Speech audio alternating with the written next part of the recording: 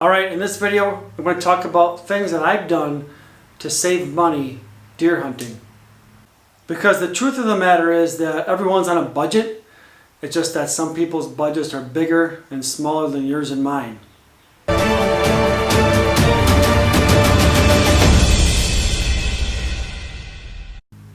Number one, first thing that comes to mind to me is hunting public land. It's the first way you can save money.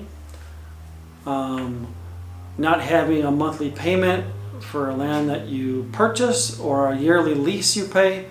You can save thousands and thousands of dollars that way. And chances are within 2 or 3 hours you probably have some good chunks of public land where you live. And there's nothing wrong with having your own land or leasing land. I think that's awesome if you can afford it. That's fantastic. It's just that that's not in my budget.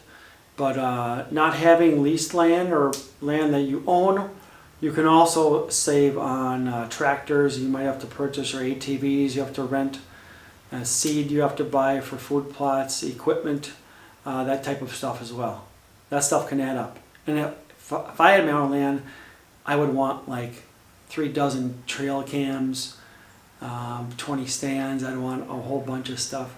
So you can get by with just having like one mobile hunting setup on public land versus all the equipment you'll need for public land or for private land or for if you lease land. And if you are going to hunt public land, I recommend try to scout out at least one new piece of property during the off season every year. I like to scout after the season but before the leaves bloom, sometime in February, March, or April. And that's just a great time to be in the woods. The leaves are going to be down, kind of like it's going to be in the fall. It's not too hot. Mosquitoes and bugs aren't out yet.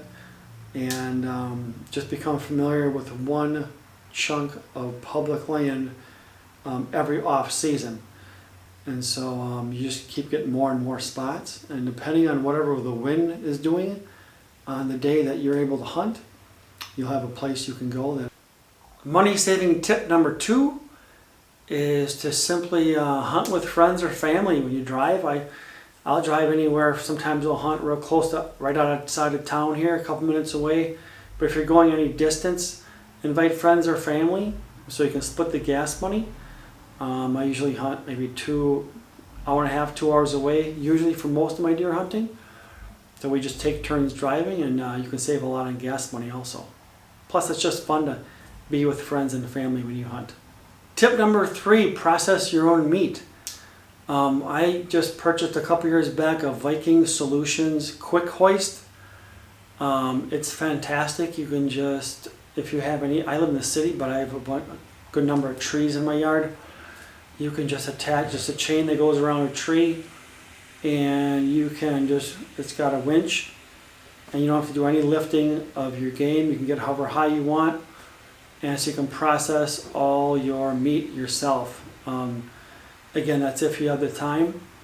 I always just make time for it just because it saves me a lot of money in the long run. I think if you do, I think I paid maybe $70 some for that. You do one deer and it's already paid for because it's going to cost you that, or if not more, to take it into a processor. So again, Viking Solutions Quick Hoist saved me a lot. And also, if you get a deer and it's hot out, I like to stick ice. I just go to the gas station and get some ice, bags of ice, and stick it up in the chest cavity. If you need to leave it overnight, if you're not going to be able to process it till the next day. But that's an idea that you can do as well.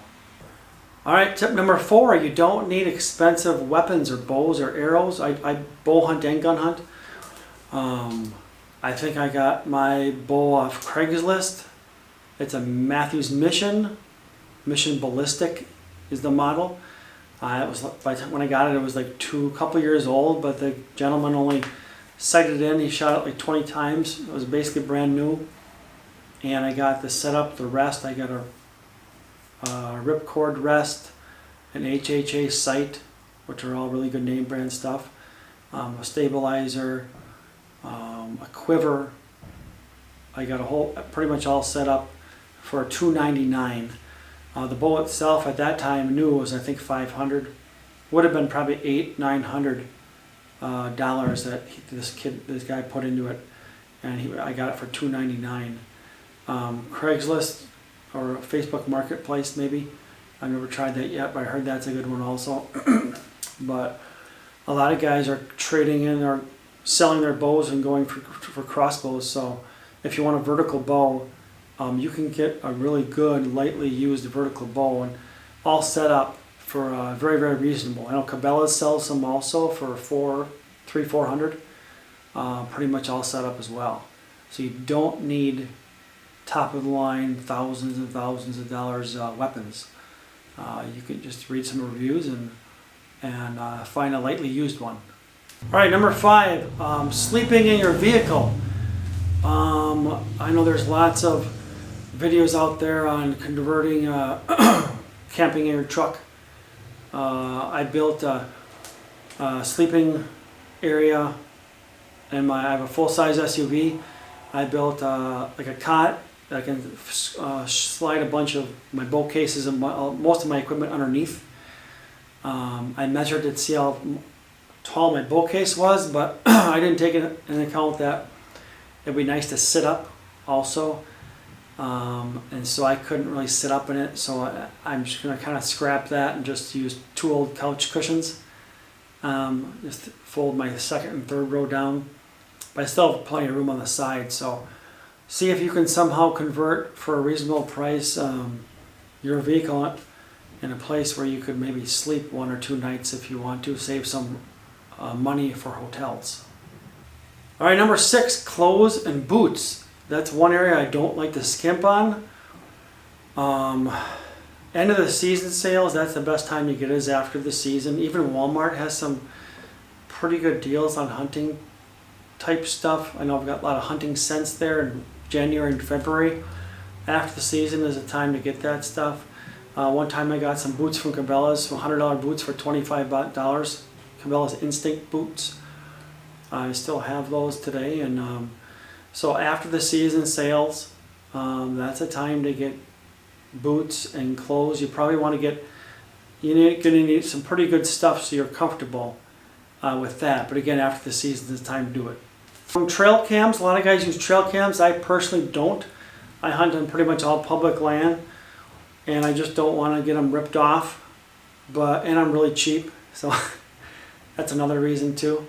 But if I were to get a trail cam, I'd put it up high, take 1 or 2 sticks with me in the woods, hang it up out of reach and out of eyesight, and then point it down, and then also put a lock on it too. So I would probably do that if I were to go the trail camera route.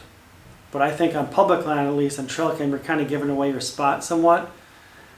And just, you could be asking for trouble, but I know a lot of guys that do use trail cams on public land and they haven't had any problems, so I know there can be good sales on those as well. I've seen those for as low as like under $50 as well. So I'm not an expert on trail cams, but I know you can get some reasonable ones also.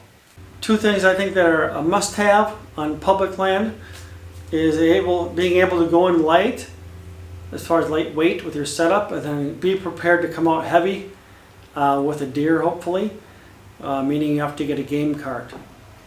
So I'm going to try to go light this year. I just bought a tree hunting saddle. You can check out my previous videos.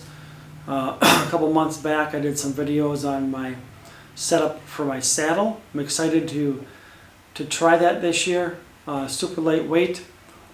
And I'm using the seat off of my Lone Wolf hand climber as my platform and my climbing aid, so I'm saving more weight there. I won't need any steps or sticks or anything like that to get up the tree. That seat's going to act as my climbing aid as well as my platform. So check that video out. And as far as game cart, I have a rack packer. It's a 1-wheel cart. It folds in half. It only weighs 15 pounds. You can backpack with it in. It folds down nice and flat. You can stick it in the feet area, even in the back seat of a car. Doesn't take up a lot of room at all.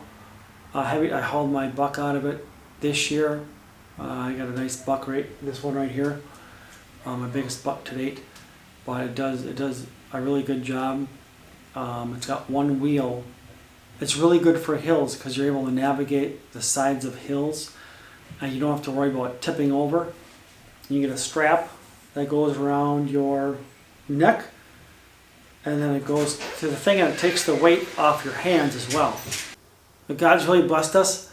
Last couple hunting seasons I've been able to hunt with a number of different friends and family members. I'm just grateful and thankful for being in the outdoors, thankful that we have public land that we can hunt in our country.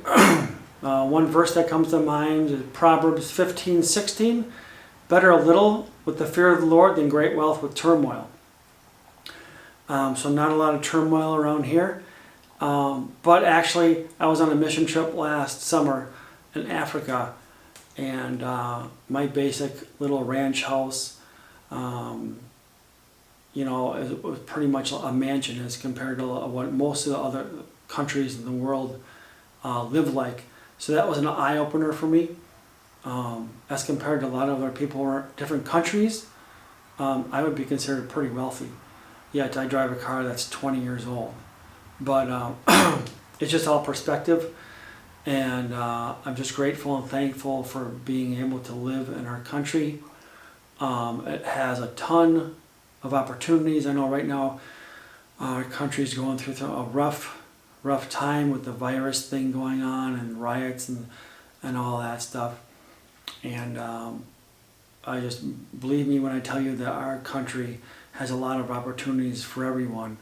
If you don't believe me, go to a different country and you'll find out real quickly how other people live. So I'm just grateful and thankful I'm able to enjoy the outdoors with family and friends. Thanks for watching. Please leave a comment below on how you save money deer hunting. I'd like to learn from some of your suggestions as well. And you can follow us on Twitter now at Tom Nolan, Nolan, and click on the guy in camouflage with posing with the turkey. Thanks for watching. Until next time, stay on target.